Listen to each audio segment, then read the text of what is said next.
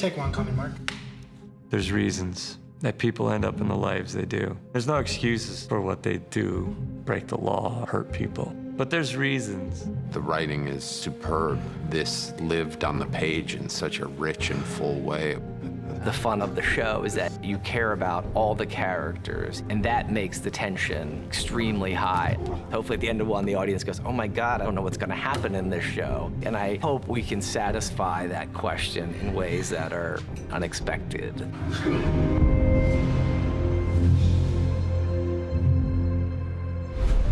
Task is about two men who are unexpectedly set on a collision course.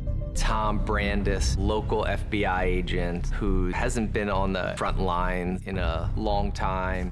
When we were thinking about casting the role of Tom, we thought, well, who can bring out the complexity of this character? Who can bring out the quiet pain, but also the sensitivity? And Mark was truly the first person we thought of. This is an actual job in the FBI. I'm a field agent, normally taking a little time off. And my uncle, he left the priesthood, and so that's always been interesting to me. Where Tom was someone who believed in God, had faith, and then something happens in the family unit that shakes that. How are you able to maintain faith in the face of something catastrophic?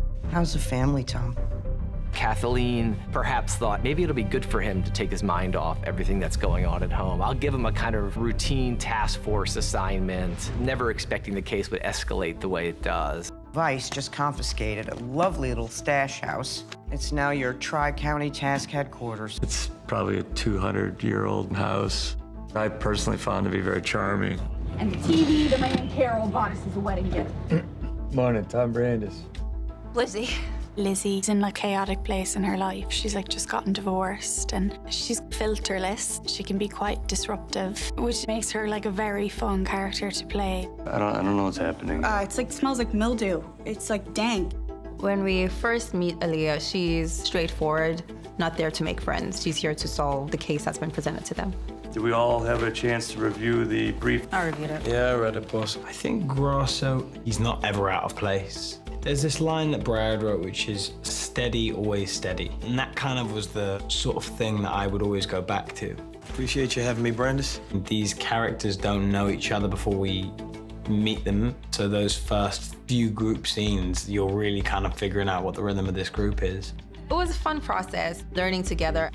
All of the procedural stuff is fun, keeps it going, but really the needle, the thread is that emotional stuff. And Jeremiah, he really brings this kind of intimacy to those scenes that underpin the story. We'll start with your coverage, and then we'll go to your guys. Okay. Jeremiah has a way of understanding the essence of what Brad has written, reading between the lines, like understanding the heart and the emotional energy of the scene. It's really interesting. We start right away with contrasting the two of them and their worlds. Robbie's world is full of color and life.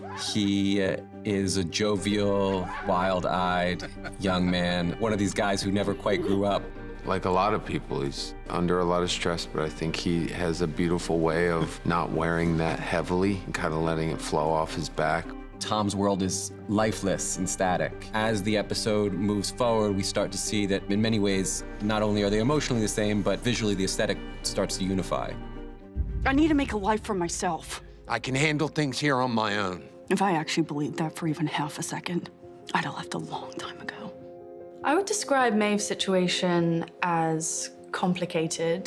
She feels like she wants to be a 21-year-old, experience life. When Robbie interrupts her moment with Trip, she just snaps. She's had all of this bubbling anger and resentment towards Robbie, keeping her stuck at home. And for Maeve, it's an important moment to kind of get it off her chest. Tom is such a giving actor. I had so much fun doing that scene. He let me throw Coke in his face even when the camera wasn't on him, which I think is very nice. Not many people would do that.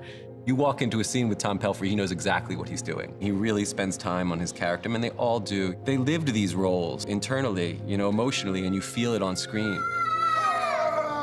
Scared you, Uncle Trav? You definitely did. Jeremiah, Brad, and I worked together to kind of give Cliff a backstory. Robbie was there for Cliff at a time in his life when he really needed family. Consequently, he goes to great lengths to protect and support his friend. In my mind, he's never killed anyone. The repercussions are quite dark, and I think he starts to unravel throughout the season. Robbie's devastated, and certainly he's feeling very much like he got Peaches killed. Are you my dad's friends? Yeah, we're friends. By the end of episode 1, we've crossed a line that we can't go back from, and dramatically, in terms of storytelling, it's very effective. As an actor, you could feel it. Once we go into the second house, everything changes in a bad way. Once the boy, Sam Nance, gets involved, Tom really gets invested in his job, and he sort of comes back to life. We're sure the boy was here last night? He was here.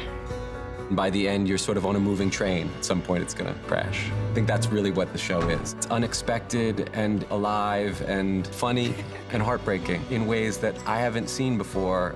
The writing's really beautiful. Brad just has this very deep sense of humanity. That's what I really responded to, the real struggles of human beings, and the grace and the disgrace that we all carry with us.